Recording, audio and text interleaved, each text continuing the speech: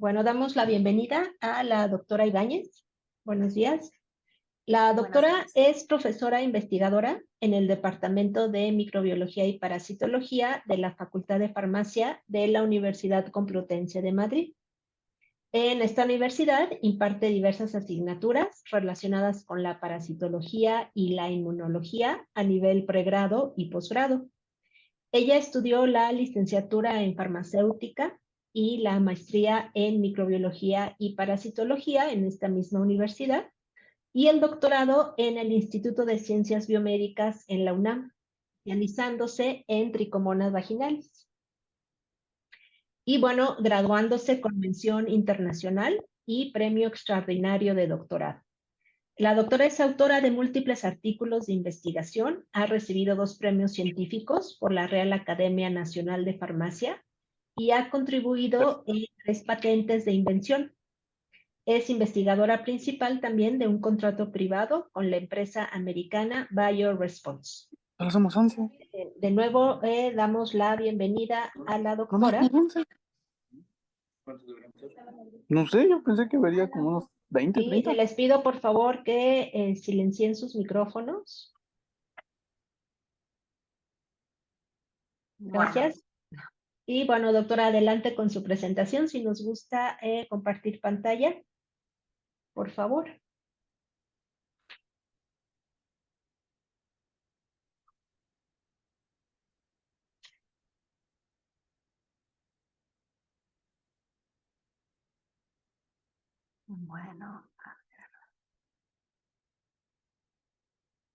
bueno, en primer lugar, no sé si me oyen y ven bien la presentación. Sí, se escucha bien y se ve bien. Vale, gracias. Pues nada, en primer lugar quiero agradecerle a la doctora Norma Rivera esta invitación para poder impartir este seminario científico que, bueno, como ha mencionado, a mí me hace especial ilusión porque pude tener la enorme suerte de realizar mi estancia predoctoral ahí en la UNAM y desde entonces una parte de mí pues quedó enraizada en esa universidad y en su país, ¿no? Así que bueno, dicho esto, espero poder estar a la altura de este auditorio y bueno, que la investigación que he llevado a cabo en estos últimos años pues pueda ser de interés y bueno, pueda ayudar, ¿no? en el avance en los estudios que seguro que muchos de ustedes están realizando en este momento. Pero bueno, antes de empezar a contar qué estamos trabajando en la búsqueda de estas nuevas alternativas farmacológicas y en la caracterización biomolecular de aislados clínicos, lo primero que querría casi que nos hiciésemos es una pregunta sobre cómo definiríamos una infección de transmisión sexual, ¿no? Y bueno, he intentado a partir de una definición que aparece en el libro de Medicina Preventiva del doctor Piero Gil y de algunas ideas propias, pues casi lo tendríamos que definir como un grupo heterogéneo de afecciones infectocontagiosas que se transmiten predominantemente, que no siempre de forma exclusiva, a través del contacto sexual, ¿no? Además, no deja inmunidad permanente, esto hace que podamos volver a infectarnos por el mismo patógeno, incluso que a veces una misma persona pueda presentar más de una ITS y que obviamente tiene una gran importancia por su carga desde el punto de vista epidemiológico, tanto a nivel de morbilidad como de mortalidad en algunas de estas ITS.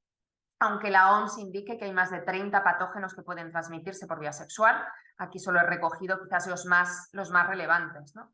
Pero uno de los datos que quizás nos pueden llamar más la atención es que cada día más de 1 millón de personas contraen una ITS curable, ¿vale? Y este dato de curable es bastante importante.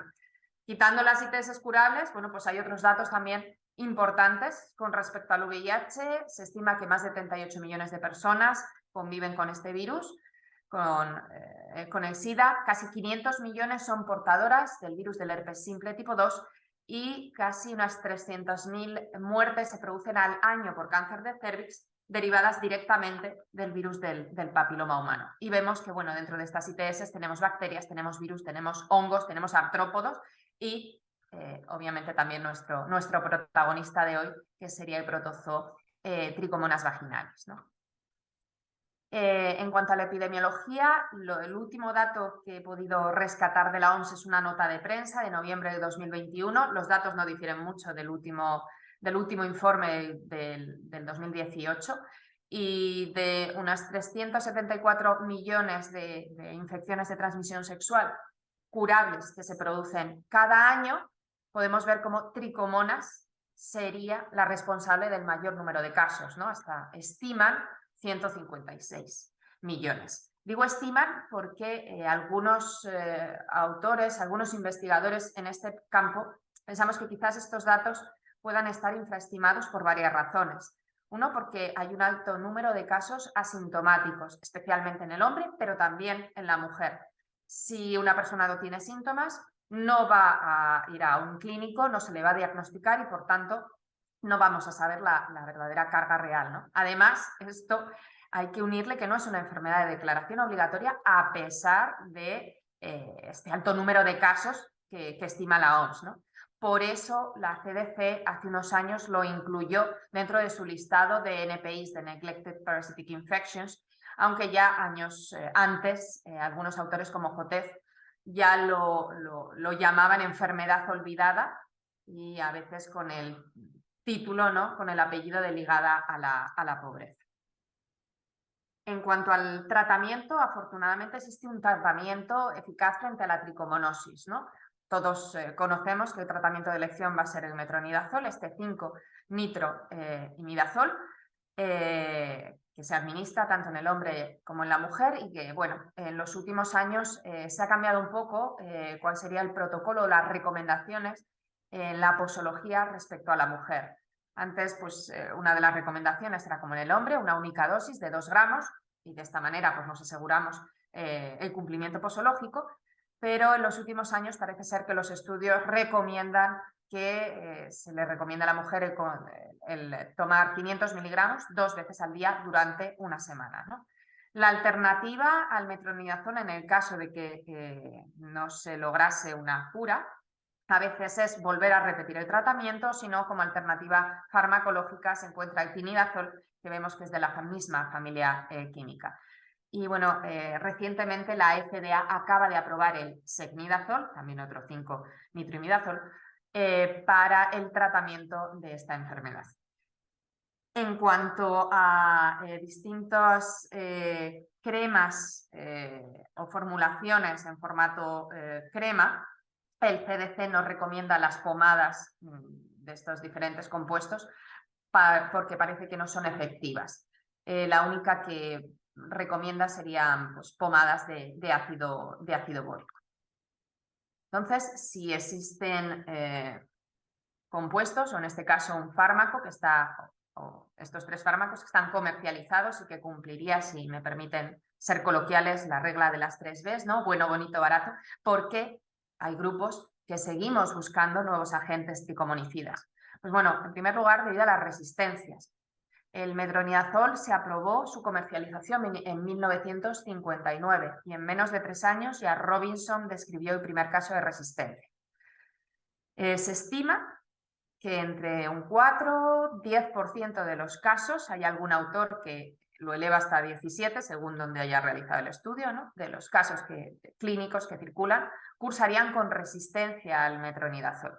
El problema es que muchas veces lo que se encuentra en el clínico es: tienes un paciente, le diagnosticas tricomonosis, le mandas el tratamiento, vuelve de nuevo a una revisión y vuelves a diagnosticarle tricomonas. ¿Esto es debido a una resistencia o esto es debido a una reinfección? Porque no tenemos que olvidarnos que ese paciente al que se le ha diagnosticado la tricomonosis debería comunicar a su pareja o parejas sexuales pues esta infección, para que también tengan un tratamiento con estos 5-nitroimidazoles, y no siempre se da este caso, ¿no?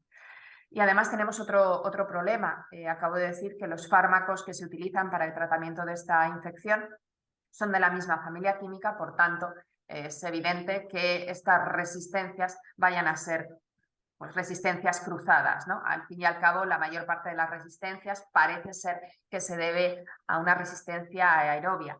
A nivel vaginal, hay una cierta presión de oxígeno y ese oxígeno en algunos casos podría intervenir realizando lo que llaman un ciclo fútil y volvería a reoxidar el metronidazol activado, convirtiéndole en el metronidazol profármaco inactivo y de esta manera pues evitar que pueda realizar su función tricomonicida. Además de las resistencias, pues, este fármaco no está exento de efectos secundarios, de efectos iatrogénicos. Normalmente suelen ser trastornos gastrointestinales, ¿no? Pues náuseas, vómitos, malestar estomacal, diarrea y también es muy común referir sabor metálico que desaparece días después de haber finalizado el tratamiento. También está contraindicado su consumo con el etanol, con el alcohol, porque tienen la misma ruta metabólica, metabolismo mediante el acetocromo P450, por tanto pueden producirse fenómenos de tipo efecto disulfiram, ¿no? Y en algunos casos ya más raros, pues también están descritos en la ficha técnica efectos sobre el sistema nervioso central o neutropenias de tipo reversible.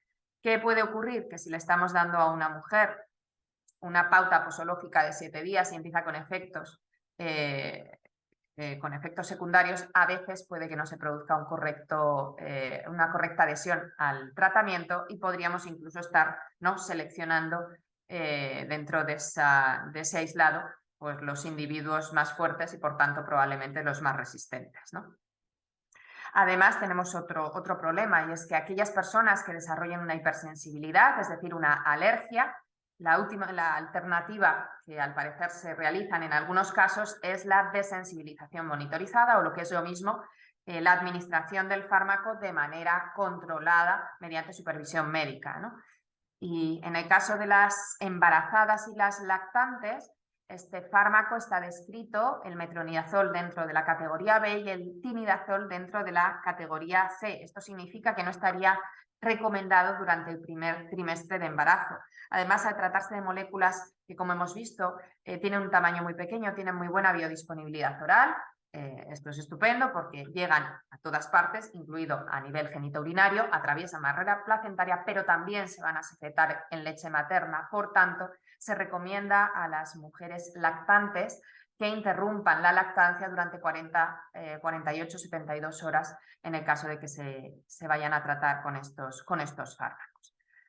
Por eso, a día de hoy es importante, ¿no?, continuar buscando nuevas alternativas terapéuticas para aumentar el arsenal con nuevos compuestos que puedan ser efectivos frente a esta infección y que podamos tratar a ese grupo poblacional que en algunos momentos pues, no es adecuado el que se les pueda administrar los fármacos que actualmente están autorizados, ¿no?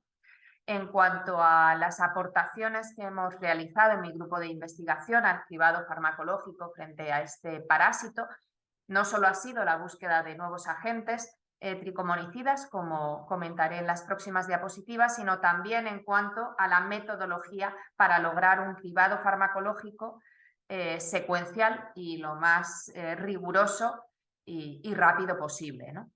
Cuando yo llegué al laboratorio, nosotros cribábamos a mí me enseñaron a cribar de la siguiente manera. Teníamos el cultivo, ¿no?, el cultivo in vitro, los cultivamos además en medio diamond que preparamos nosotros en el propio laboratorio, en tubos de vidrio Pirex. Realizábamos un cultivo controlado y cuando los cultivos estaban, los tubos, en fase exponencial de crecimiento, añadíamos los compuestos.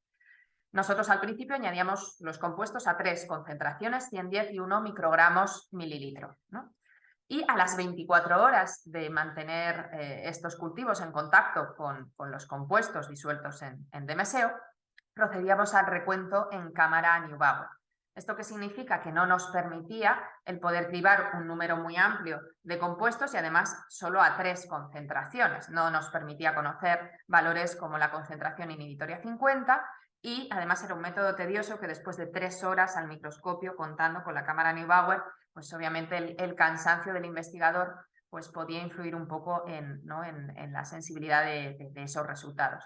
Por eso, uno de los objetivos que nos planteamos cuando yo llegué al laboratorio fue intentar poner a punto un cribado in vitro para sustituir el método de recuento en cámara Neubauer y lo que hicimos fue intentar revelarlo de una manera lo más sensible y rigurosa posible. Es decir, tras estar en contacto durante 24 horas, lo que hacemos es transferir el contenido de esos tubos a placas multipocillo, a placas estériles de 96 pocillos, y tras centrifugar y eliminar el sobrenadante, porque el medio de cultivo, el medio tin, tiene agentes reductores, lo que hacemos es añadir este colorante redox, resazurina, que inicialmente es de color morado, como podemos ver en algunos de los pocillos de esta imagen, y no emite fluorescencia.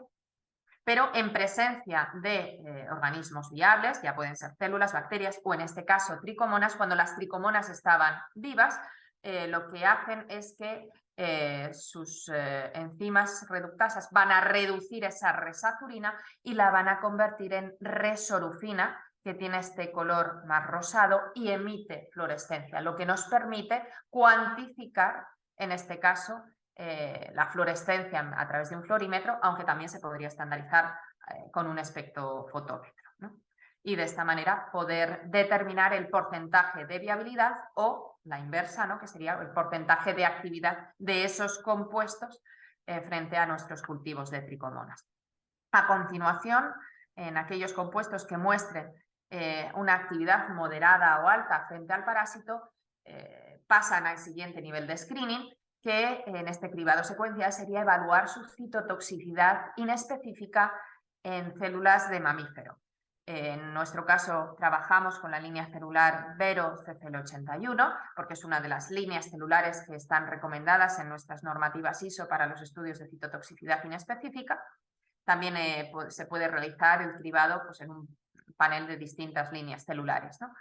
Y pues sería un poco el fundamento, lo hemos puesto a punto de la misma manera, utilizando el mismo colorante y tras haber estado en contacto el mismo tiempo, esos compuestos que estuvieron con las tricomonas, en este caso con nuestras células, y a las mismas concentraciones, para finalmente saber si nuestros compuestos son verdaderamente tricomonicidas o si esa actividad realmente se debe a que el compuesto es tóxico y por tanto causa una reducción del crecimiento de nuestras células y por tanto también de las tricomonas. De esta manera, en este cribado secuencial, primero pasaría ese primer ensayo frente a los parásitos, aquellos que en nuestro caso, los criterios que utilizamos en nuestro laboratorio presenten valores de concentración inhibitoria 50 por debajo de 20, pasarían al siguiente nivel, esa citotoxicidad inespecífica, y por tanto nuestros mejores compuestos serían aquellos con un índice de selectividad por encima de 7, lo que nos permitiría estudiarlos frente a otros aislados que tenemos en Trichomonas vaginalis resistente a metronidazol, para ver cómo sería el comportamiento frente a estos aislados y también para sus estudios in vivo. En nuestro caso hemos trabajado siempre con un modelo murino de infección intraperitonea. Actualmente se están encontrando agentes tricomonicidas.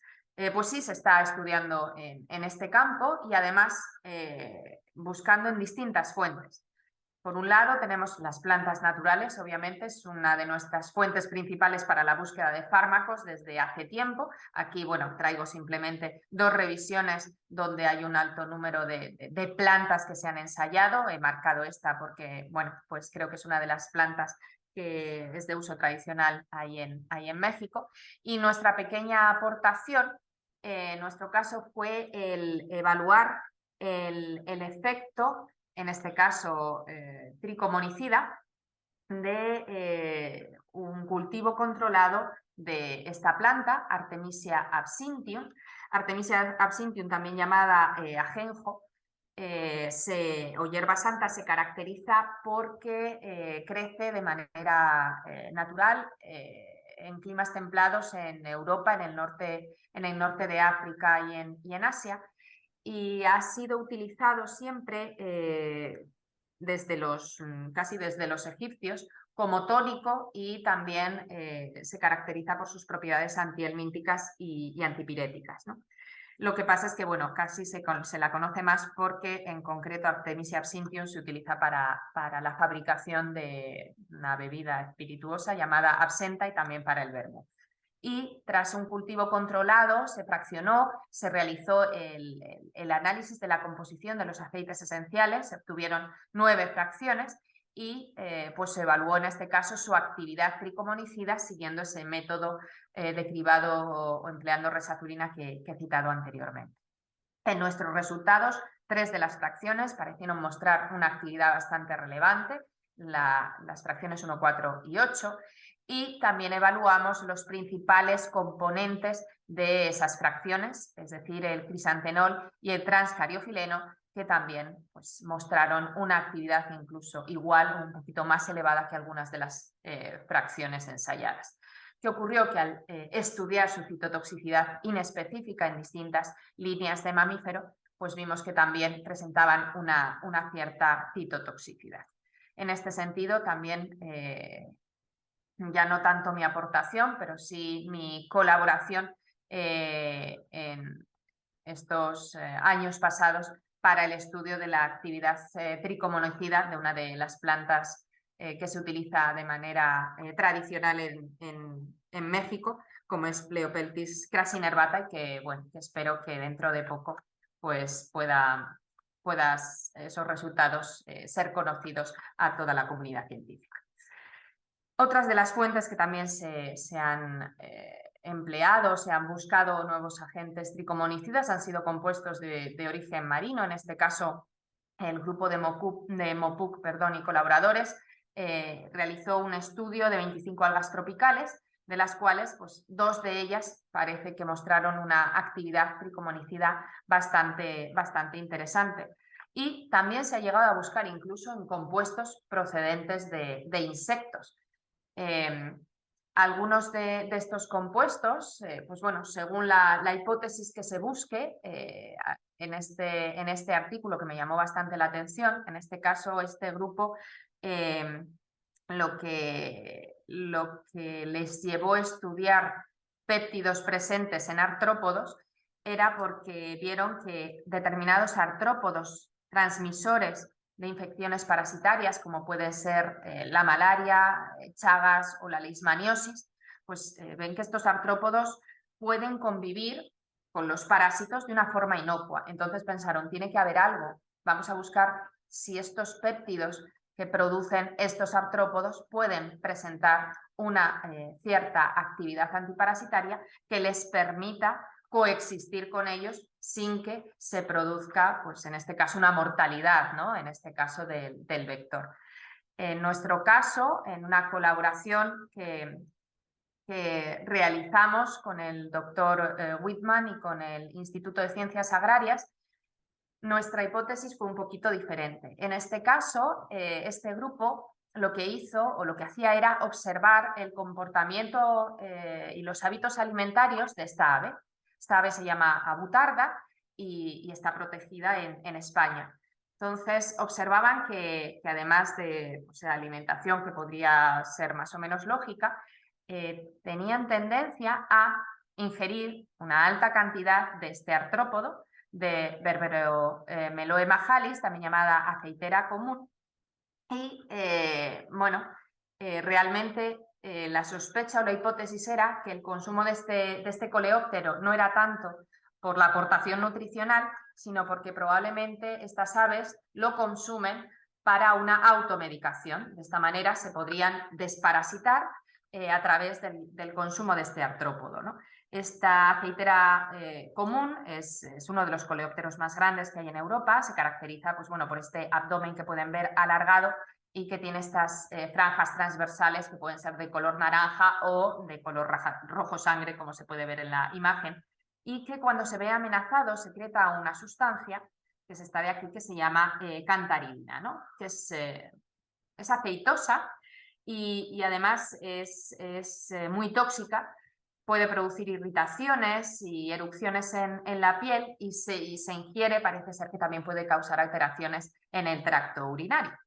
No obstante, pues bueno, es verdad que no era inocuo en este caso para estas aves, y nuestra colaboración fue estudiar cuál era la actividad tricomonicida tanto del extracto del cuerpo de estas aceiteras, de estos artrópodos, como de la hemolinfa y de la cantaridina pura, ¿no? Y tal y como pueden ver en la imagen, pues la actividad de la cantaridina era bastante elevada, ¿no? Era bastante tricomonicida, por lo que pues, parece ser que la hipótesis inicial se cumple, ¿no? Así que podríamos incluso buscar en los artrópodos nuevos medicamentos. Y bueno, pues he dejado para el final casi pues, el mayor grosso de mi trabajo, ¿no? Es, aparte de las plantas medicinales, lo siguiente en lo que se buscan nuevos fármacos son compuestos de síntesis, ¿no? He tenido la suerte de poder estudiar distintos grupos químicos. He traído los que obviamente muestran los resultados más interesantes y más relevantes, y la primera familia química de la que tengo que hablar sería de los nitroindazoles, porque llevamos realizando estudios en nitroindazoles desde hace años, gracias a la colaboración con el equipo del doctor Vicente Arán, del Instituto de Química Médica del Consejo Superior de Investigaciones Científicas de aquí de España. Y digo durante años porque cuando empecé a investigar, comencé con la primera serie de nitroindazoles que voy a mostrar ahora, y voy a mostrar los últimos resultados que no están publicados porque los acabamos de llevar a un congreso este verano, y los muestro sobre todo porque ha sido una colaboración en el que la síntesis ha sido racional, es decir, comenzamos con una serie, realizamos los estudios frente a tricomonas, les mostrábamos los resultados a los químicos, y a partir de ahí los químicos pensaban cómo realizar nuevas series químicas utilizando como cabezas de serie los compuestos que mejor actividad nos habían dado, ¿no? Con el fin de pues, ir mejorando cada vez más estas series como voy a mostrar a continuación, ¿no? Voy a ser un poco breve, no me voy a extender mucho en lo que es la química, pero espero que quede todo claro, si no luego, por supuesto, me pueden consultar. La primera serie que yo ensayé pues eran estas estructuras de 5-nitroindazolintresonas y 3-alcoxi-5-nitroindazoles que bueno, mostraron una actividad moderada frente al parásito, ¿no? Al dar estos resultados, pues el equipo del doctor Arán sintetizó una segunda serie en el que pues, mantenía el grupo nitro en posición 5, en algunos de ellos mantenía el grupo cetona en esa posición 3, o el grupo distintos derivados del grupo alcoxi en esa posición 3, y la novedad de esta segunda serie fue introducir un grupo bencilo en posición 2. Estos ensayos o estos estudios están...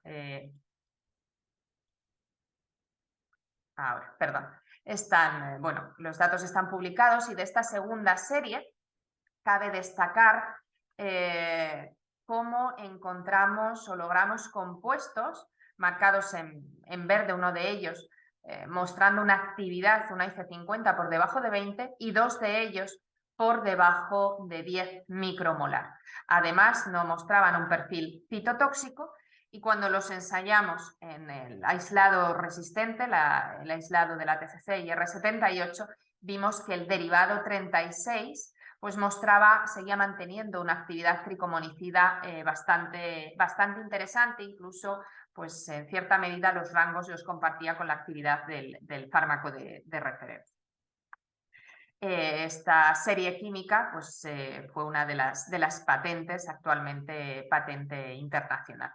A partir de esta segunda serie, este grupo de químicos nos proporcionó tres series químicas compuestas por aminas derivadas de esas 5-nitroindazoles, de los cuales las dos series B y C fueron los que mostraron las actividades más relevantes. Cada vez vemos cómo vamos aumentando el número de compuestos que seleccionamos como potenciales tricomonicidas. Se mantiene ese perfil sin citotoxicidad inespecífica, y en este caso dos de ellos pues, mostraron una actividad relevante frente al aislado resistente. también esta segunda serie química de aminas pues también está actualmente bajo patente internacional. Esta vez decidieron los químicos qué ocurría si cambiábamos el grupo bencilo de posición y en lugar de ponerlo en posición 2, qué ocurriría si pasaba a posición 1 e incluir distintos sustituyentes en esa posición 3 y el grupo nitro mantenerlo en esa posición 5. Pues parece ser que fue mejorando esa actividad frente a nuestro parásito. Ya empezamos a ver valores de IC50 en torno a 2,5 micromolar y que se mantienen o incluso llegan a ser en el aislado resistente actividades mejores que las del fármaco de referencia. Por tanto, ya los últimos cambios ha sido, en este caso, cambiar de posición el grupo nitro, pasarlo de la posición 5 a posiciones 4, 6 y 7, mantener los radicales aminoalcoxi en esa posición 3 y distintos sustituyentes en esa posición 1. Son estos los últimos resultados que hemos obtenido de esta serie de 1-alquil 3-aminoalcoxi nitroindazoles, y de los 26 derivados que hemos ensayado, tengo que destacar que el 30% de ellos mostraron actividades tricomonicidas por debajo de 10 micromolar, que son las que están marcadas en esta tabla. Por tanto, está claro que esta síntesis racional está dando pues, resultados bastante interesantes. Por no hablar solo de nitroindazoles, también hemos trabajado con la familia de las nitroquinoxalinas.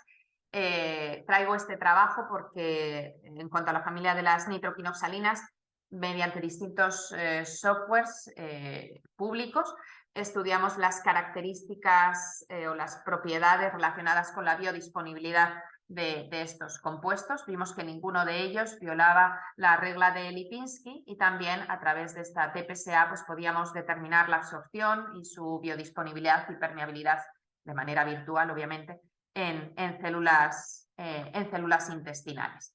Teniendo en cuenta que estos compuestos parecían tener unas propiedades de biodisponibilidad bastante buenas, cuando los ensayamos frente a nuestro parásito, vimos que uno de ellos mostraba una actividad interesante sin mostrar citotoxicidad inespecífica. Vemos cómo ese índice de selectividad está por encima de 10, por lo que pudimos evaluarlo, en este caso, en un modelo murino mediante un tratamiento oral al que le administrábamos una única dosis de este compuesto por vía oral durante 7 días. A los 15 días post-infección se procedía a evaluar las lesiones y dar puntuaciones para conocer el índice de patogenia. Este compuesto 9, que aquí lo refiero como EFR31, pues redujo esas lesiones, ese índice de patogenia, en un 50%.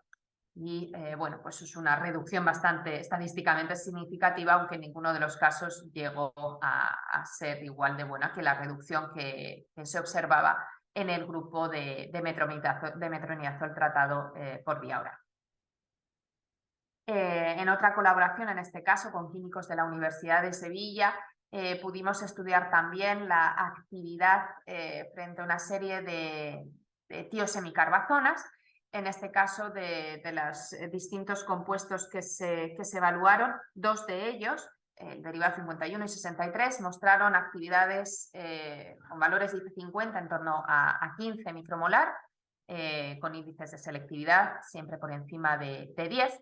Y estos 2 compuestos también, lo que hicieron los químicos en este caso fue sustituir ese grupo azufre por un grupo selenio, y se observó una reducción o mejor dicho, una mejora de la actividad con valores de IC50 en torno a 10.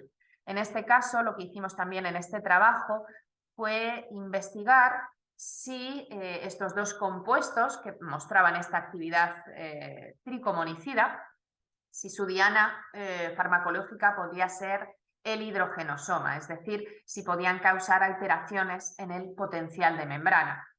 En este caso, lo que hicimos fue poner a punto un protocolo utilizando un colorante catiónico que tiende a acumularse, en este caso, en el hidrogenosoma. se utiliza también en otros organismos porque también se puede evaluar cambios en el potencial de membrana mitocondrial. Y cuando en este caso el tricomonádido se encuentra alterado, tiene una alteración en el potencial de membrana hidrogenosomal, el JC1 va a estar en forma de monómeros distribuido dando una fluorescencia verde, mientras que cuando el parásito presenta un potencial hidrogenosomal elevado, indicativo de que el parásito está sano, ese JC1 va a estar en forma de J agregados y emite una fluorescencia roja, que es lo que podemos ver en esta gráfica, ¿no? En este caso nuestro control va a ser este desacoplante, este CCCP, y aquí tenemos nuestro control de crecimiento y vemos como nuestros compuestos, en este caso, su mecanismo de acción no era la despolarización de la membrana hidrogenosomal. Por lo que también decidimos realizar estudios de microscopía electrónica de barrido para ver si podíamos observar alteraciones en la morfología de estos parásitos tratados y pudimos ver cómo pues, cuando estaban en contacto con los dos compuestos más activos, se observaban condensaciones del cuerpo del trofozoito e incluso aparición de perforaciones.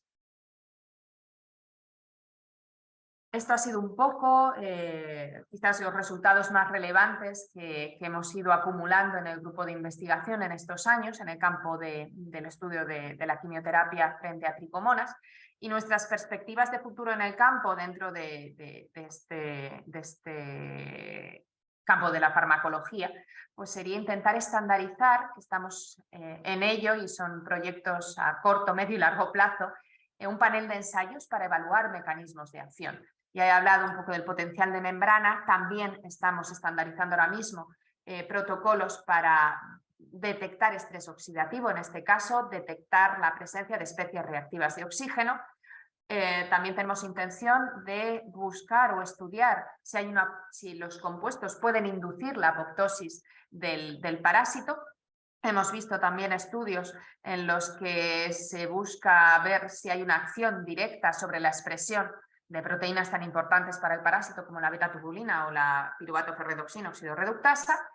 Estudios de microscopía electrónica, hemos trabajado con microscopía electrónica de barrido, pero obviamente mediante microscopía electrónica de transmisión nos podían dar mucha información. Y en cuanto al campo de la citotoxicidad, ampliar nuestras líneas de células de mamífero, estudiando en células de epitelio vaginal que estén inmortalizadas. Y hay algún grupo que las tiene, como esta línea, y bueno, sería interesante poder incorporarla para obviamente saber cuál es el comportamiento de estos compuestos en las propias células la línea celular donde se va a encontrar nuestro parásito, y pues dentro de ese comportamiento citotóxico hay ensayos muy sencillos de hemólisis en glóbulos rojos que nos podrían dar un poquito más de información sobre el comportamiento de esos derivados, ¿no? Y bueno, ¿qué es lo que ocurre cuando trabajas en farmacología en la búsqueda de nuevos agentes tricomonicidas?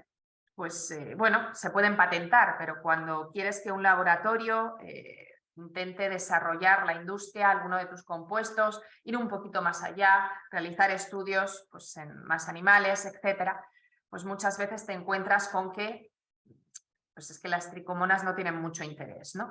A veces estas patentes o el interés de los laboratorios es más porque dentro de mi grupo de trabajo hay otro modelo parasitario de búsqueda de agentes frente a Trypanosoma cruzi, y ahora estamos realizando colaboraciones con grupos que trabajan en leishmania, ¿no? Entonces, bueno, desde ese punto, sobre todo veterinario, la leishmaniosis pues llama mucho más la atención. Entonces, claro, tenemos que buscar, los que trabajamos en tricomonas, ¿no?, alguna herramienta o alguna manera para atraer la atención de esos laboratorios o incluso de químicos o de colaboraciones. Y pensando, se me ocurrió que por qué no podemos intentar buscar compuestos que no solo sean tricomonicidas, sino ver si tienen una actividad dual. En este caso, sería muy interesante que además de tricomonicidas, fuesen espermicidas. Esto sí que seguro que algún laboratorio le podría llamar la atención, ¿no?, a la hora de explotar la patente, ¿no?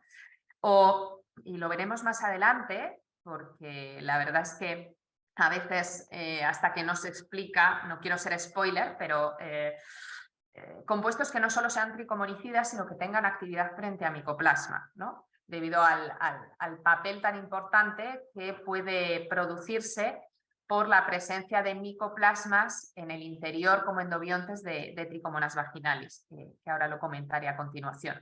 O, por qué no, que sean efectivos frente a tricomonas y frente a cándida, ¿no? Para esto sí que, pues obviamente, se necesitan, pues, en mi caso, para la puesta a punto de estos protocolos o colaboraciones con grupos que pudiesen trabajar en estas líneas. Y esto sería un poco lo que quería, pues, compartir con ustedes sobre los estudios que estamos haciendo en farmacología. Y por otro lado, pues quería aprovechar también para contar, pues, una nueva línea que hemos iniciado, bueno, tuve un director, o tengo un jefe, por decirlo de alguna manera, mi director de tesis, que me dejó mucho el poder explorar otras líneas. Y yo me hacía muchas preguntas mientras realizaba todos los estudios de cribado, ¿no?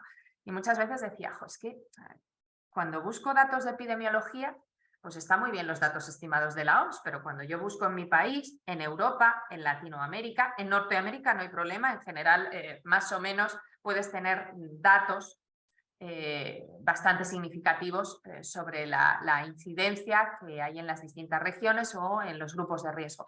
Pero en el resto del mundo no. Circularán diferentes aislados. Y el porcentaje de resistencias reales que hay en nuestra región, en nuestra población, en un determinado país, no se estudia.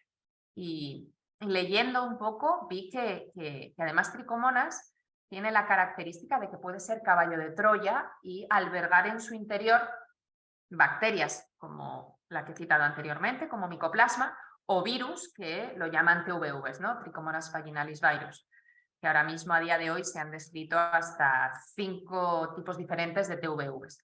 Bueno, ¿y en qué porcentaje, ¿no? Esos aislados pueden presentar micoplasma, pueden presentar TVVs? ¿Y qué pasa con la población que es positiva en tricomonas? Tiene también otras ITS. Es verdad que tricomonas aumenta el riesgo de que en un contacto, en un contacto sexual posterior, sin medidas profilácticas, esa persona pueda adquirir otra ITS porque, bueno, pues tricomonas va a generar un ambiente a nivel sobre todo vaginal con un aumento del pH que va a favorecer la aparición de oportunistas o la infección con otra ITS, ¿no? Pues, ¿qué porcentajes de coinfecciones existen?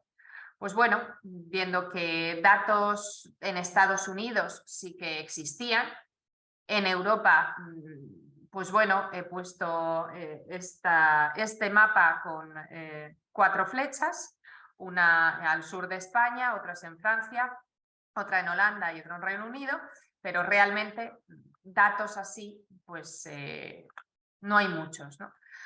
Por lo que establecí una colaboración con un hospital de aquí, de la capital de España, del Hospital Universitario Puerta de Hierro en Majadahonda, que pues es un hospital que se encuentra en el noroeste de Madrid y que nos podría, pues, quizás orientar un poco sobre cómo era la incidencia en esa región, y ya no solo contar con los datos de los casos positivos y los factores de riesgo, sino el poder obtener los aislados clínicos que sospechasen como positivos, confirmar el diagnóstico y evaluar la resistencia a metronidazol de esos aislados y la presencia de esos endobiontes, ¿no? Actualmente, si se han dado cuenta, no hablo nunca de cepas, siempre hablo de aislados, porque a día de hoy no existe un marcador ni bioquímico ni molecular que nos permita caracterizar a las tricomonas por debajo del nivel de especie. Por tanto, lo correcto sería hablar siempre de aislados. Y aunque se han intentado buscar marcadores, hasta el día de hoy no se ha logrado encontrar el adecuado que nos permita, pues, tener cepas o variantes o timodemas. En los últimos años pues se habla de que existen 2 tipos de población, que las han denominado de tipo 1 y de tipo 2. Las de tipo 1 son sensibles al fármaco de referencia, la mayoría de ellos, y tienen mayor tendencia a albergar virus, mientras que las de tipo 2 parece ser que pueden llegar a ser un poquito más resistentes, y en un ratio de 2:1 pues parece ser como que también tienen una cierta resistencia a que presenten estos virus como endobiontes, y se sospecha que podrían haber divergido, ¿no?, de esta población de tipo 1.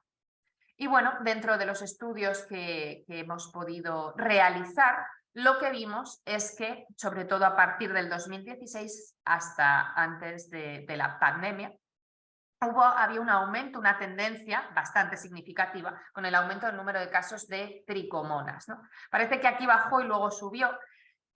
Aquí hay un dato significativo y que lo voy a comentar, aunque no os lo pueda demostrar, porque creo que es bastante importante, y es que durante este periodo 2015-2016 la persona responsable o que tenía más experiencia a la hora de hacer los diagnósticos en tricomonas, que en este caso les llegaban las torundas vaginales o endocervicales, y era una observación al microscopio de los trofozoitos moviéndose, durante este periodo esa persona estuvo de baja.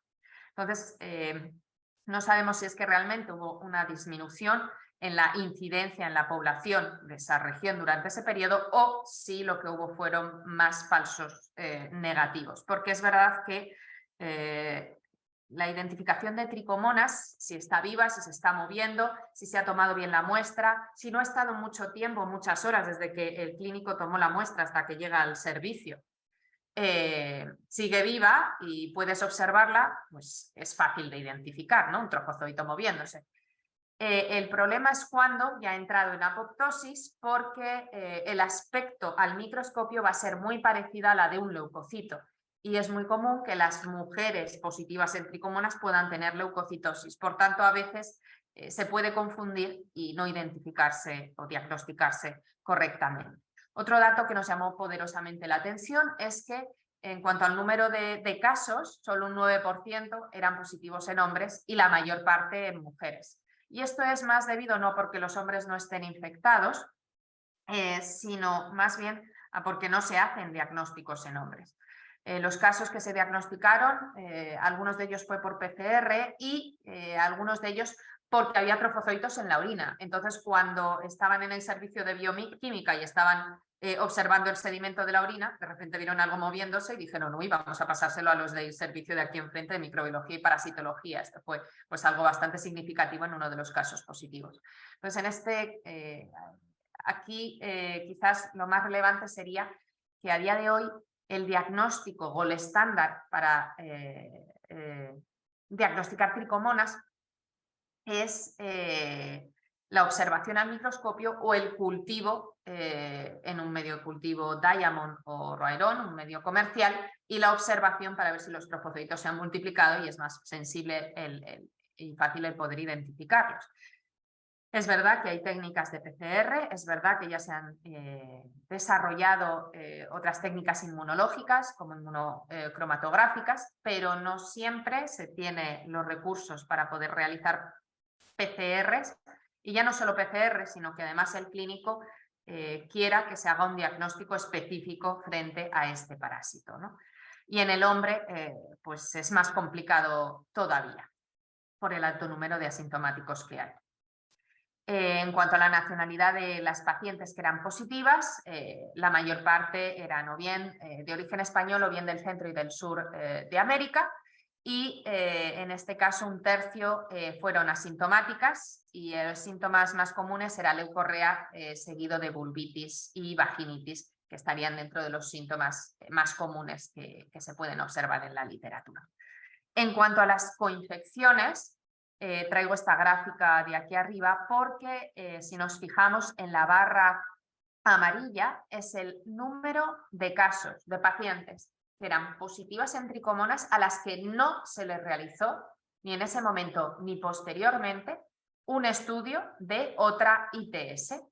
Por tanto, estamos diciendo que para saber si hay coinfecciones no lo podemos saber, salvo que en el caso de la gonorrea a veces se solicita el diagnóstico conjunto, tricomonas gonorrea, pero pues probablemente habrá muchos casos de pacientes que tengan otra ITS y que no estamos detectando. En cuanto a las que sí se les pudo hacer el ensayo, un 5% tenían coinfección con clamidia, un 4% con treponema y vemos como la mayor parte de ellos eran positivos en la presencia de estos micoplasmas, ¿no?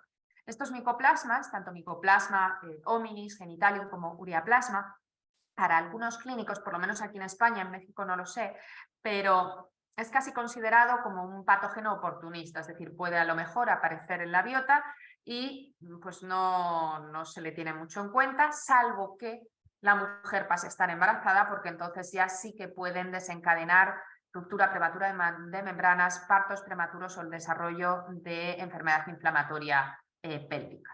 Y en cuanto a esta población, que podríamos llamar más de riesgo, quisimos ver pues bueno, cómo era esa incidencia. Y la verdad es que en cuanto al porcentaje de incidencia también vimos un ascenso bastante significativo en el número de embarazadas que eran positivas a tricomonas. Más de un tercio eran asintomáticas y bueno, los siguientes síntomas más comunes fueron la leucorrea y el dolor hipogástrico.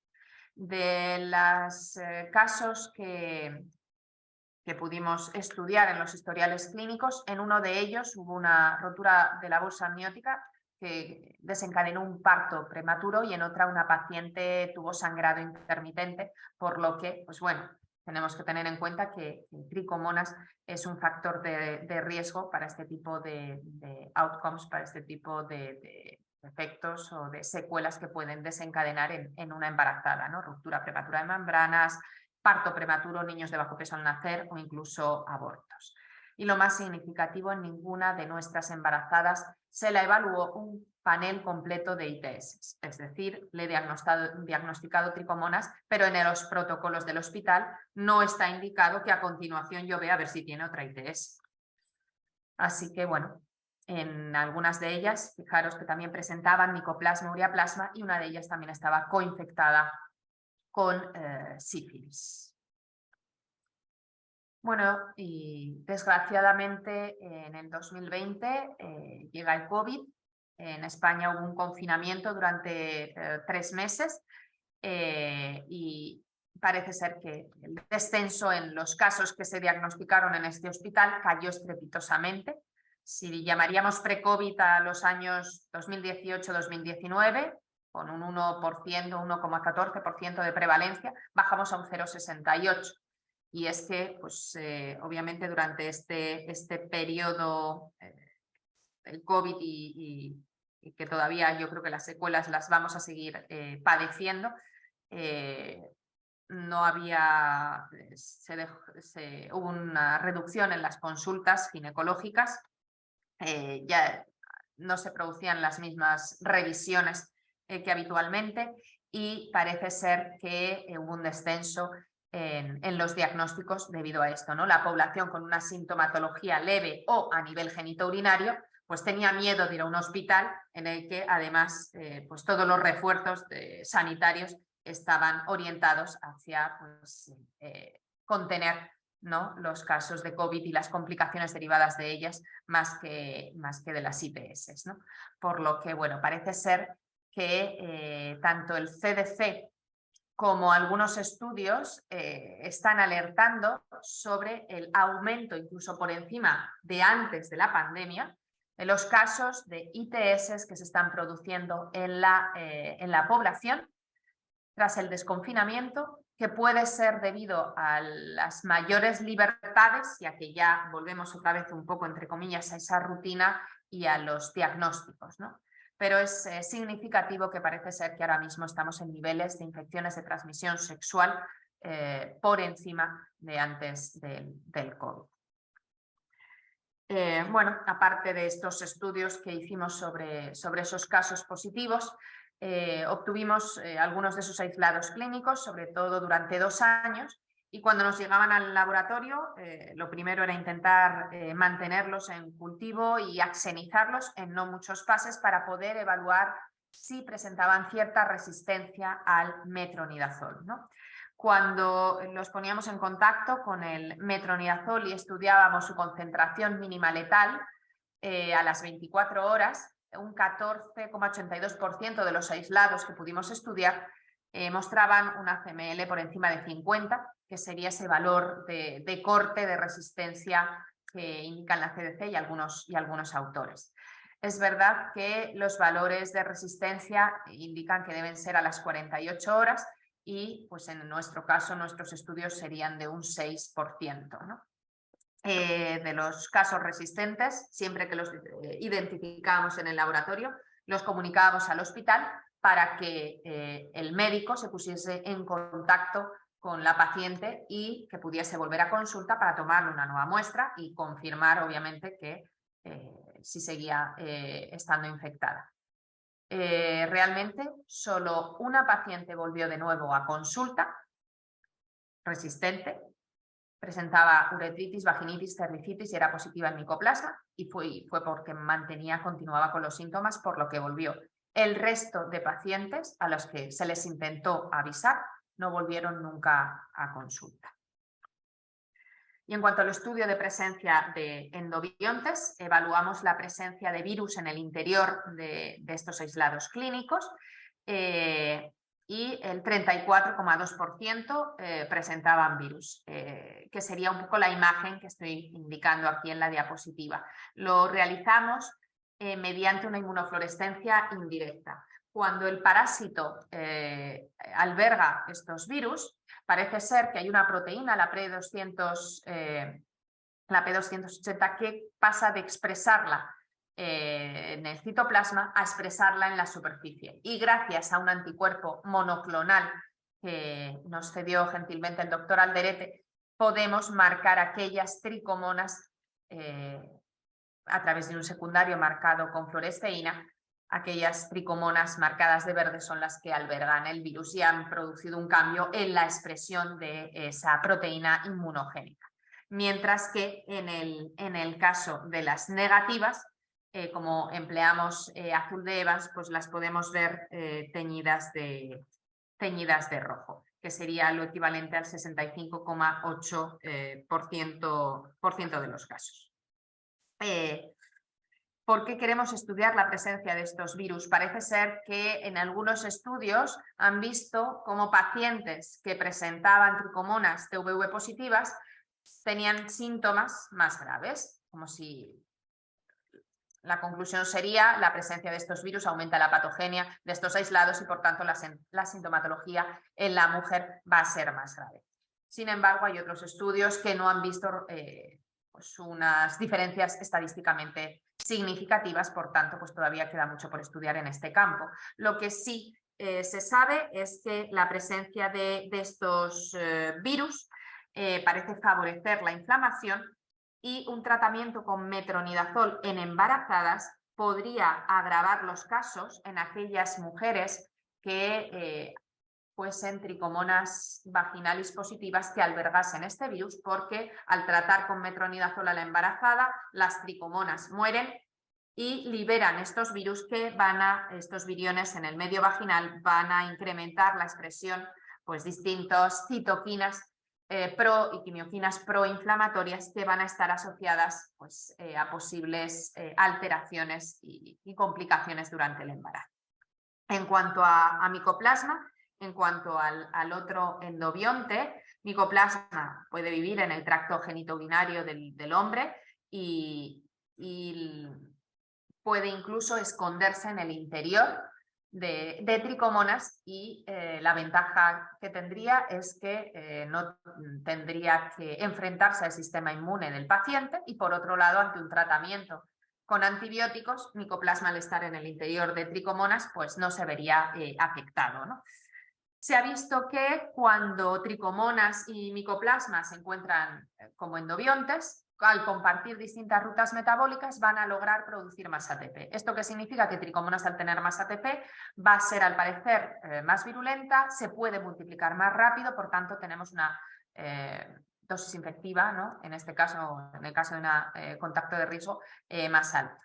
Además, como ambos pueden consumir arginina, se reducirían los niveles de arginina en el medio vaginal, en el medio genitourinario, y la arginina es esencial para que los macrófagos y los neutrófilos puedan iniciar y poner en marcha los mecanismos de explosión respiratoria, ¿no? Y poder realizar esa fagocitosis.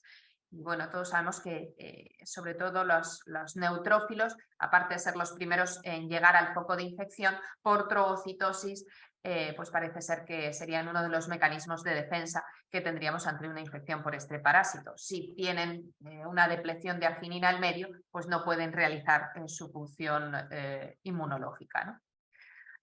Además, también parece que micoplasma, cuando se libera, pues ya sabemos en embarazadas, va a favorecer la inflamación y en este caso sí que es un agente directo causal de alteraciones y complicaciones durante el embarazo. Sería un poco lo que vienen a describir estos dos artículos y por qué sería importante en el caso de las embarazadas que el clínico se plantease si hay que tratar y sobre todo en el caso de que si hubiese que tratar, saber si ese aislado alberga endobiontes o no, porque podemos eliminar a un patógeno, pero estamos liberando otro cuyas consecuencias pueden ser iguales o peores durante el transcurso del embarazo. Como he comentado anteriormente, no tenemos marcadores moleculares para poder identificar estos aislados clínicos o agruparlos por poblaciones o mediante un marcador, un fingerprinting, saber si un aislado pues, puede tener un comportamiento más resistente o tener mayor tendencia a albergar virus, micoplasmas, etc. Entonces, en nuestro interés de buscar marcadores, como otros grupos, pues comenzamos por el más, diría yo que el más sencillo, o mejor dicho, cuando yo busqué en la bibliografía, pues lo primero que me aparecía, aparte del 18S, eran los ITS, ¿no? Al ser regiones no codificantes, acumulan mutaciones y parece ser que en otros parásitos sí que son buenos marcadores para la diferenciación a nivel intraespecífico. ¿Qué ocurrió? Que cuando nosotros realizamos los estudios y comparamos nuestras secuencias de distintos aislados, de nuestros aislados de la colección de tricomonas que tenemos aquí en el departamento, junto con otras secuencias de las regiones ITS1, 5,8S y ITS2 del GenBank, pues vimos que realmente había una altísima homología y que las agrupaciones en estos diferentes clústeres eran más a nivel de género que por debajo del nivel de especie, ¿no? Por debajo de ese taxón. Lo que sí observamos fue una mutación conservada en el ITS1, en la posición 66, en el que había un cambio de una citosina por una timina, y parece ser que también en estudios que se han llevado a cabo en aislados de Irán, en Filipinas y de diferentes orígenes geográficos, pues también han detectado mucha homología, incluso de tipo de mutaciones conservadas, ¿no? Por lo que pues, decidimos continuar la búsqueda de algún marcador. Conrad en 2011 y también en 2012 propuso un panel de 21 marcadores formados por microsatélites y estudio de SNPs en distintos genes, pero claro, desde el punto de vista económico, realizar este panel de 21 marcadores, pues económicamente pues, sería un poco difícil de poder llevar a cabo. Por lo que elegimos los marcadores que presentaban un mayor polimorfismo, un mayor número de alelos, y intentamos estudiarlos en nuestros aislados, ya incluyendo estos aislados que conseguíamos del Hospital Puerta de Hierro, ¿no? Y también hemos estudiado los multilocus sequence typing, los 7 marcadores de distintos genes conservados que propone Cornelius. Y en cuanto a los multilocus sequence typing, además es que hay una base de datos pública en el que los distintos investigadores pueden subir sus secuencias y compartirlas para que a la hora de realizar estos estudios y comparativas pues tengamos un mayor número de muestras para poder realizar estos estudios. Y los resultados que hemos obtenido es que sí que vemos diferencias en los distintos marcadores de microsatélites en algunos de estos aislados, pero en el caso del multilocus sequence typing, utilizando este programa Structure, nos permitió confirmar la existencia de que los aislados estarían divididos en una estructura poblacional de dos tipos, la de tipo 1 y la de tipo 2, que se correspondería con lo que están diciendo estos grupos, ¿no? Coincidiendo, por tanto, con esas otras investigaciones que he citado anteriormente, y en nuestros aislados, además, se vería claramente en este árbol filogenético esos dos grupos, algunos de ellos con características de tipo mixto, ¿no? Asimismo, no parece o no hemos encontrado correlación entre los datos obtenidos de polimorfismo empleando microsatélites multilocus sequence typing, por lo que pues, a día de hoy nosotros propondríamos realizar los estudios a través de este otro marcador. Y en lo que respecta a nuestras perspectivas de futuro, pues queremos aumentar el número de estudios epidemiológicos en otros puntos, no solo de la comunidad, sino también del país, o incluso, pues, bueno, soñar es gratis, así que, pues, ¿por qué no intentar establecer una red, ¿no? Que entre varios grupos, pues, poder conocer realmente cuál es la verdadera incidencia y prevalencia de esta ITS, que es una gran olvidada, ¿no? Continuar nuestros estudios de caracterización biológica con nuevos aislados y realmente intentar correlacionar estos resultados biológicos con los estudios de caracterización molecular, a ver si alguno de estos marcadores nos permitiría pues, saber características biológicas que si no es a través de un laboratorio no podríamos saber. Y es importante indicar que estos estudios que realizamos en el laboratorio de caracterización biológica tienen el hándicap de que muchas veces perdemos en el aislado, en el transcurso de la llegada, de intentar mantenerlo, de que a veces, pues obviamente, viene con bacterias de la propia microbiota de la mujer, también viene con cándidas y muchas veces esa xenización pues, es complicada, ¿no? Y bueno, pues con esto pues, terminaría un poco este seminario, intentando pues, dar unas pinceladas de manera un poco general sobre los resultados que hemos ido obteniendo. Y bueno, pues de nuevo agradecer esta invitación y bueno, estoy disponible para cualquier consulta o cualquier duda. Excelente, muchas gracias, doctora. Muy buena información, sobre todo para pues, actualizarnos un poco en este tema de tricomoniasis. Y bueno, antes de pasar a la sesión de preguntas, quiero comunicarles que ustedes van a poder descargar ya sus constancias, como les dije en el correo electrónico. Ahorita les voy a enviar por el chat el código. Este código ustedes lo van a ingresar en el mismo sitio donde se inscribieron para los registros de los seminarios. Nada más les pido por favor que esperen porque todavía no están listas las constancias. Me comunicaron que va a ser a partir del 4 de abril. Entonces tengan un poco de paciencia. Yo espero que ya para el próximo seminario ya sea en automático. En cuanto termine el seminario, ustedes ya puedan descargar sus constancias. Muy bien. ¿Alguien tiene duda con respecto a esto? Bueno, entonces pasamos a la sesión de preguntas.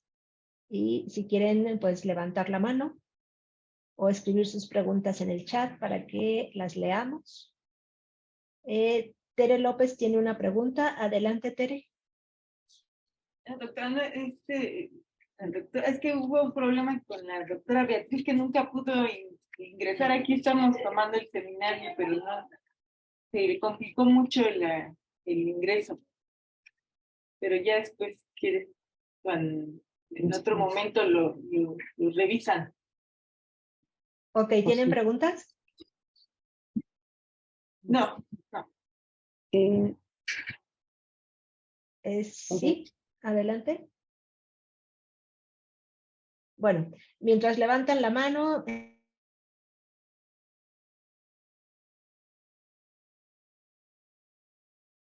Doctora, creo que se le ha silenciado el ahora. Ah, sí, perdón. Nada. Sí, yo voy a hacer una pregunta mientras veo por ahí manos o alguien quiere preguntar. ¿Ustedes conocen, o bueno, ya se sabe, me imagino que sí, si hay como una ruta metabólica específica que no esté, por ejemplo, en los hospederos, que solo esté en el parásito? Por ejemplo, ya ve que en los apicomplexas, pues está el apicoplasto, ¿no? Que tiene una ruta muy específica para producir diversas moléculas.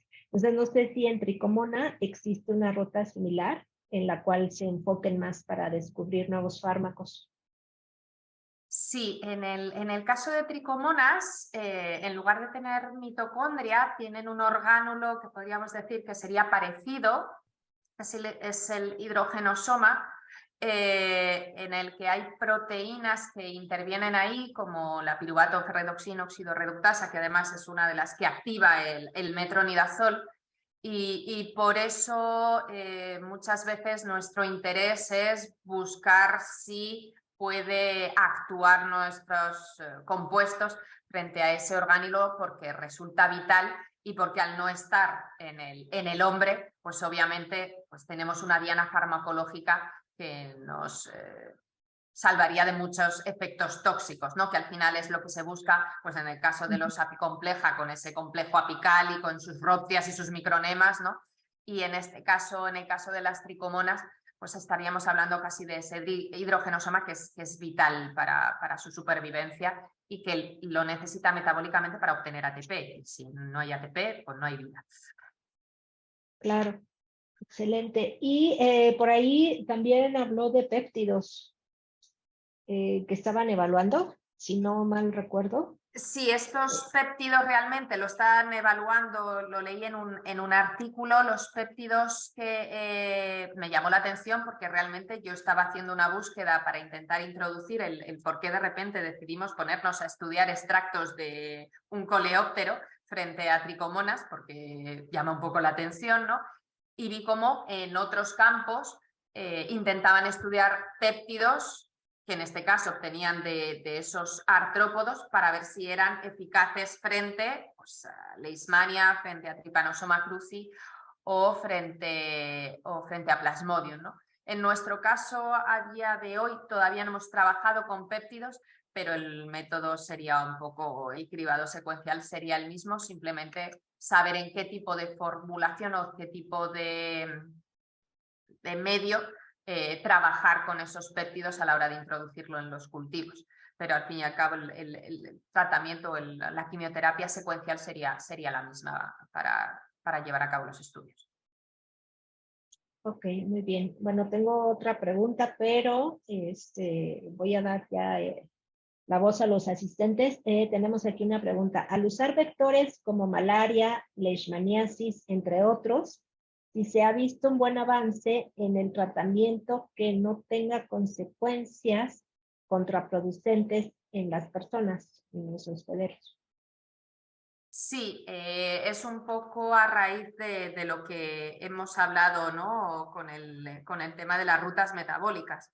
Al final, para intentar evitar una toxicidad en el ser humano, pues intentas buscar algo que sea muy diferente, ¿no? Pues en los antifúngicos el ergosterol no lo tenemos presente en nuestras membranas, por tanto, un buen antifúngico, ¿no? Sería combatir ese ergosterol porque nosotros tenemos colesterol. En el caso de utilizar artrópodos, pues bueno, no siempre, aunque pensemos que sí, no van a ser tóxicos, y esto lo vimos nosotros con la cantaridina, ¿no? En nuestro caso, lo que vimos, con perdón que voy a ir para que puedan seguirme mejor en la respuesta, en la disertación de este estudio, lo que vimos aquí realmente fue que la cantaridina era muy activa, pero luego si yo esa cantaridina la evaluaba en mis líneas celulares, sí que era tóxica. De hecho, la cantaridina produce irritación en la piel, produce alteraciones graves en el aparato genitourinario y por tanto no lo utilizamos los humanos. En este caso, pues bueno, estas aves, pues para ellas son inocuas. Por eso son tan importantes, aunque pensemos que no lo vayan a ser, los estudios de citotoxicidad en líneas celulares, y luego, nos guste o no, hacer estudios de toxicidad en modelos animales antes de pasar a un ensayo clínico en humanos, ¿no? Excelente, doctora, gracias. Tere López tiene otra pregunta. Adelante, Tere.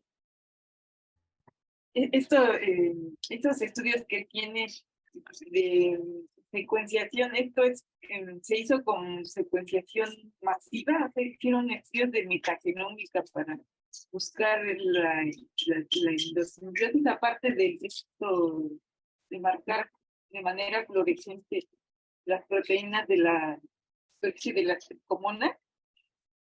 En nuestros estudios de búsqueda de marcadores, en el caso de los ITS, realmente lo que hicimos fue diseñar los cebadores desde el final de la región del 18S hasta el 23S para tener la secuencia completa ITS1, 5.8 y ITS2, y lo llevamos mediante una secuenciación normal y mediante alineamiento y comparación de secuencias, ¿no? En cuanto a los microsatélites, como realmente los microsatélites son regiones repetidas en tándem de di o trinucleótidos, en nuestro caso los 3 que escogimos eran trinucleótidos repetidos un número constante de veces, realmente no queríamos secuenciarlos sino saber el tamaño de ese producto amplificado. Por tanto, con los cebadores propuestos por Conrad y colaboradores, nosotros llevábamos a nuestro CAI de genómica nuestros productos para que, utilizando un fluoróforo, ellos nos dijesen el número exacto de nucleótidos, que es lo que básicamente vienen aquí, ¿no? Es el número de nucleótidos que en algunos de los aislados veíamos o podemos ver que hay diferencias en uno o en más de un nucleótido, lo que indicaría una diferencia, una divergencia. Y en cuanto a el multilocus sequence typing, utilizando los cebadores propuestos por Conrad, lo que hacemos los que trabajamos en multilocus sequence type es que amplificamos y secuenciamos, pero no secuenciación masiva, sino simplemente del amplicón que está por debajo de los 500 pares de bases. Y luego ya realizamos el alineamiento y demás con los cromatogramas. Muy bien. Y tienen compuestos aislados ya con cribados de la Genco. De Artemisia, lo que analizamos después de las fracciones fue 2 de los compuestos puros químicamente, el crisantenol y el transcariofileno, porque eran los componentes mayoritarios de los 2 extractos que nos dieron más actividad, y fueron esos los que ensayamos. Lo que hacía el grupo responsable de los extractos era fraccionarlos, realizar el análisis químico de los componentes mayoritarios y a partir de ahí lo que realizaban era el aislamiento de esos compuestos o la síntesis, si fuese posible, mediante síntesis química de esos compuestos que llamaríamos puros, para ver, porque muchas veces en los extractos la actividad no se debe al compuesto mayoritario. Hay veces que se debe simplemente a la sinergia de los distintos compuestos que forman el extracto. Entonces, hay que tener cuidado muchas veces porque a lo mejor una determinada fracción te sale fabulosa, haces el estudio del compuesto mayoritario de esa fracción y la actividad te cae en picado. No porque ese compuesto no sea activo, sino porque actúa en sinergia con otros. Entonces ahí entramos en un mundo de intentar buscar las combinaciones, ¿no? Que mejor actividad den y los estudios de sinergia o de antagonismo que a veces se pueden llegar a producir, ¿no? Yo una pregunta. Perdón. Sí, adelante. Gracias. Muy interesante la plática y creo que es muy innovadora y de alto interés clínico y científico. Y la pregunta sería, si al parecer con los datos que presentó usted, doctora, no hay una resistencia intrínseca al metronidazol, sino que esto ha permitido ver que hay 2 subtipos de aislados tipo 1 y tipo 2, como está ahí presente, y que el tipo 2 probablemente ha sido por el manejo quizá inadecuado del metronidazol. ¿Qué ventajas con respecto a los efectos secundarios tendrían los nitroimidazoles o los nuevos compuestos como las quinoxalinas que ustedes están probando para disminuir esos efectos secundarios, ya, dado que el metronidazol pues en algunas ocasiones puede causar, bueno, ya inclusive está descontinuado en algunas regiones de Europa, ¿no? En México lo seguimos utilizando. Y también agrego la otra pregunta que me parece interesante. Si los endosimbiontes van a requerir, dado que no se hacen más que la identificación muchas veces morfológica a través del estudio de examen directo, ustedes sugerirían que, dados sus resultados, sería necesario dar un tratamiento adicional para evitar la transmisión de estos endosimbiontes o evitar los efectos que están produciendo principalmente inflamatorios o patogénicos, perdón, en las mujeres embarazadas o en general, y también para la población inclusive portadora masculina. Y otra pregunta adicional es de que me parece todo esto tan interesante porque si está trabajándose sobre el hidrogenosoma, que es pues, esencial para las tricomonas, esto mencionaba usted que querían hacer colaboraciones con Leishmania y Trypanosoma, y son dos parásitos muy interesantes también. Entonces, estos nuevos productos que ustedes están investigando, ¿a qué nivel consideran ustedes que, bueno, no sé si sería a nivel de fagolisosomas o si ya han hecho algún estudio de monitoreo así general para que hayan propuesto estos dos parásitos para probar sus nuevos fármacos? Muchísimas gracias por sus respuestas, doctora. Bueno, la verdad es que son preguntas muy buenas. En cuanto a la primera, me hablaba sobre el problema de los efectos secundarios, ¿no? del metronidazol y sobre el tema de las resistencias y qué aportaciones, ¿no? con estos nuevos compuestos de nitroimidazoles o quinoxalinas, ¿no? que estamos ensayando, y algunas de ellas incluso están patentadas. Evidentemente, los efectos secundarios de las quinoxalinas o de los nitroimidazoles que nos están dando tan buenos resultados en in vitro, todavía no podemos saber cuáles serían los efectos secundarios en el hombre hasta que no se hagan ensayos clínicos. ¿Cuál es nuestro objetivo muchas veces? Pues de momento buscar familias químicas que sean diferentes al metronidazol para que en el caso de que haya casos resistentes, pues tratarlos con un fármaco que sea diferente, como ocurre con los antibacterianos, ¿no? Voy a buscar una familia química distinta para que yo pueda tratar a una mujer o a un hombre que está teniendo un caso de resistencia y que la alternativa es: te voy a seguir dando metronidazol o te lo voy a cambiar a tinidazol, que va a haber probablemente una resistencia cruzada, ¿no? Entonces, lo malo de esto es que, salvo que hagamos lo que se llama reposicionamiento de fármacos, es decir, y esto también hemos hecho algún estudio al respecto, pero no podía contar más cosas porque si no me extiendo más de lo deseado. Otra cosa que a veces se hace es con fármacos que ya están comercializados y por tanto sabemos cuáles son los efectos secundarios, porque están ya siendo utilizados en pacientes y se han aprobado por la FDA o por la Agencia Europea, buscar si tienen actividad, en este caso, frente a tricomonas. Obviamente tenemos un vademecum muy grande y para eso ya tendríamos que trabajar con herramientas in silico, ¿no? Virtuales.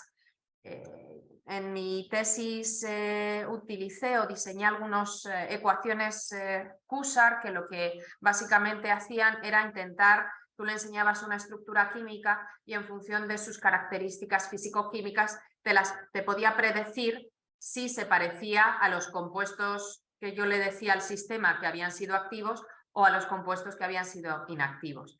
Si tú pasas las bases de datos de los vademecum, de los distintos fármacos, ¿no? que están actualmente comercializados, es verdad que nos seleccionaban algunos como positivos o como activos o potencialmente activos o inactivos y ensayamos algunos de ellos mostrando pues, actividades que podrían ser interesantes. En ese sentido, al ya saber cuál es la toxicidad y los efectos secundarios en el hombre, sí que podría ser interesante trabajar en esta línea, ya no solo en tricomonas, sino en cualquier enfermedad parasitaria, que al final el problema que tenemos los que trabajamos en enfermedades parasitarias es que como muchas veces afecta a grupos socioeconómicos bajos, a la industria no le interesa invertir porque no va a obtener una remuneración o compensar el gasto que supone la investigación en este tipo de enfermedades parasitarias, ¿no?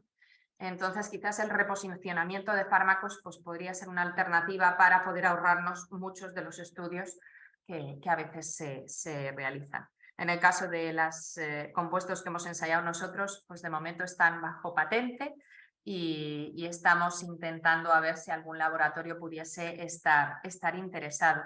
En cuanto, y voy a enlazarlo a la tercera pregunta con respecto a las colaboraciones, en el grupo de investigación en el que yo trabajo en la línea de tricomonas, pero mi compañera, por ejemplo, trabaja en la de Trypanosoma cruzi. Por tanto, estas series químicas que yo he mostrado de los nitroindazoles, de esos cribados secuenciales, también los ha ensayado ella. Es decir, nosotros cuando nos llega al laboratorio lo probamos en todos nuestros modelos y curiosamente los compuestos que a mí me gustan suelen ser los que no le gustan a ella y los que le gustan a ella, a su bicho, no le gustan al mío.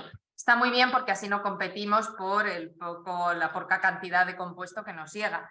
Pero es curioso porque nos permite, ¿no? Luego a partir de ahí, pues ella tiene las series que están más enfocadas en función de las actividades que han dado su modelo y luego yo tengo mis compuestos predilectos o favoritos y entonces pues se buscan alternativas farmacológicas.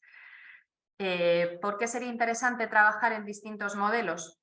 Aunque sean muy diferentes, pues porque a lo mejor de una serie química, pues unos pueden ser interesantes en un modelo y otros van a ser interesantes en otro y al final tienes muchos resultados y optimizas mucho una síntesis química que al final pues es costosa. Y luego no nos vamos a engañar, aquí investigamos, pero si no conseguimos publicaciones, no nos aprueban proyectos, necesitas esto al final, pues al final, como diríamos en España, la pescadilla que se muerde la cola y para publicar no es lo mismo publicar en un modelo parasitario que publicar en varios modelos, ¿no? Al final las colaboraciones muchas veces se hacen necesarias. Y creo que había otra pregunta sobre, que lo apunté porque si no se me olvida, sobre los endobiontes y el tratamiento, ¿no? Concomitante. Yo creo que bueno, estamos ahora puliendo un trabajo en el que pues, mostramos algunos de los datos que les he indicado en esta charla.